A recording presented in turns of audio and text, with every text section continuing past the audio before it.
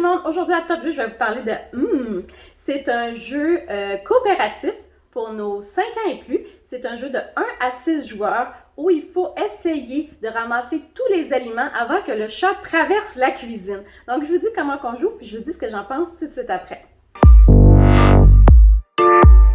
Le jeu vient avec un plateau, dans le fond un plateau du côté plus compliqué ici, on voit les 2 petites pattes de chat. Et le côté plus simple, ici, on voit une patte de chat, vient avec un petit chat noir qu'on va poser ici au début. Et lui, le chat va avancer comme ceci à travers la cuisine pour se rendre à la fin. Idéalement, il ne s'y rendra pas. Ensuite, on a 3 dés. Sur chacun des dés, on a un morceau de nourriture. Donc, on voit le morceau de fromage, la carotte, le poisson, le pain et le concombre. Et on a aussi un côté avec un X. Je vous expliquerai un peu plus tard ce que ça veut dire. Et on a des petites souris qu'il va falloir qu'on remplisse le plateau au complet. Alors, ce qui est important, en fait, c'est un jeu coopératif. Donc, on peut jouer seul ou à plusieurs joueurs, mais on joue contre le chat. Dans le fond, on ne veut pas que le chat se rende de l'autre côté de la cuisine. Et pour ce faire, il va falloir absolument compléter des aliments. Donc, on va d'abord brasser les dés. Et là, il va falloir décider, il faut absolument mettre un dé à chaque fois. Donc, disons que je vais prendre le dé fromage et je le mets ici comme ceci.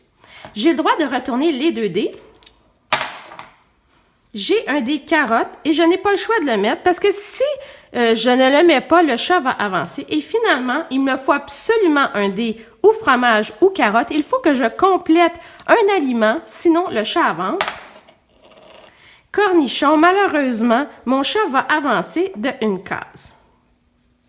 Et là, c'est à l'autre joueur. Alors, lui, il peut décider de faire la carotte. Ça va pas très bien pour nous.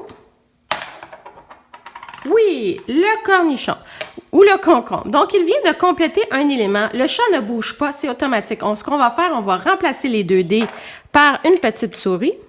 Et aussi, on a avancé, si on veut, la carotte. Donc, elle va être comme ceci. C'est maintenant à mon tour. Alors, j'ai un fromage, un poisson et du pain. Alors, disons que je vais le mettre sur le fromage et je continue à tourner. Deuxième fromage, c'est parfait. Je peux décider d'arrêter là, mais je peux aussi décider de continuer pour avancer un autre aliment. Si je tourne par contre un X, à ce moment-là, le chat avance. Alors voilà, malheureusement, le chat a avancé parce que je suis obligée de poser un dé à chaque lancer. Et on continue. Ah, 3 cornichons, c'est parfait. Dans le fond, je peux poser à chaque tour 1, 2 ou 3 dés. Dans ce cas-ci, je vais poser mes 3 dés. Et ce que je vais faire, je vais remplacer les 3 dés par les petites souris. Par contre, ce que je peux faire aussi, je peux décider de compléter celui-ci et d'avancer celui-ci. Parce que dans le fond, l'important, c'est d'avoir absolument complété un aliment par tour. Alors, je pense que c'est ce que je vais faire. C'est mieux pour moi. Comme ceci. On continue. Alors, j'ai 2 cornichons. Je vais mettre mes 2 cornichons ici et je vais avancer le grand poisson qui est à 4 ici. Donc, je tourne 2 comme ça et un 4e. Et on continue. OK, donc, une carotte. Alors, si je mets la carotte ici, c'est parfait. J'ai complété l'aliment carotte. Vous voyez, la carotte a 2 emplacements. Alors, je viens de la compléter. Et là, ça serait à moi de décider ce que je veux faire. Je peux décider, dans le fond, d'avancer le fromage qui est ici. Et je peux risquer de relancer et de tourner un X. Ou je peux décider d'avancer, disons, mon cornichon qui est ici. Je pense que c'est ce que je vais faire. Alors, je remplace mes dés par les petites souris. Alors, je vais mettre un cornichon ici. J'ai 2 carottes. Je pense que c'est ce que je vais faire. Je vais compléter mes carottes ici et j'avance mon cornichon ici.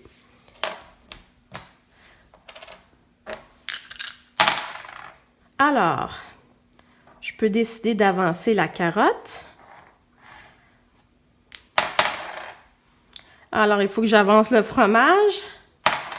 Et non, j'ai un X. Malheureusement, le chat continue à avancer. Donc, j'espère que vous avez compris le principe. Il faut absolument compléter un aliment pour que le chat n'avance pas et avant qu'il rejoigne le fond de la cuisine. Alors, si on réussit à placer tous les jetons souris avant que le chat arrive, on est vainqueur. Sinon, c'est le chat qui gagne la partie. Alors, ce que je pense de en fait, on a beaucoup aimé. D'abord, si je parle des composantes, c'est super génial. Le fait que tous les aliments, comme ça, c'est super beau. Le chat qui traverse la cuisine. On a eu beaucoup de plaisir à jouer coopérativement. Et c'est ça qui est agréable, c'est de discuter quelle stratégie qu'on veut faire. On a beaucoup aimé. Écoutez, comme vous avez vu dans la vidéo, il y a 2 parties. Donc, il y a la partie simple et il y a une partie un peu plus complexe. On n'a jamais réussi à résoudre la partie complexe. Donc, nous, on joue seulement avec le côté simple. Les petites souris, c'est vraiment le fun de placer nos jetons. Le chat, il est très beau, donc composante, ça fonctionne. Et puis les dés, oui, il pourrait peut-être avoir quelque chose, un plus, mais ça fonctionne très bien. Je pense que la difficulté de ce jeu au départ, c'est de comprendre les stratégies, de comprendre, OK, on a le droit de relancer ou on n'a pas le droit de relancer? Est-ce qu'on a le droit de prendre les aliments ou on n'a pas le droit de les prendre? Donc, c'est juste de comprendre un peu la façon de procéder. Une fois que les enfants ont compris, ça fonctionne très bien. Et puis, je pense qu'on a eu aussi beaucoup de plaisir à jouer solo. Donc, moi, j'ai beaucoup aimé. Je vous le recommande. Et puis, je vous dis à la prochaine.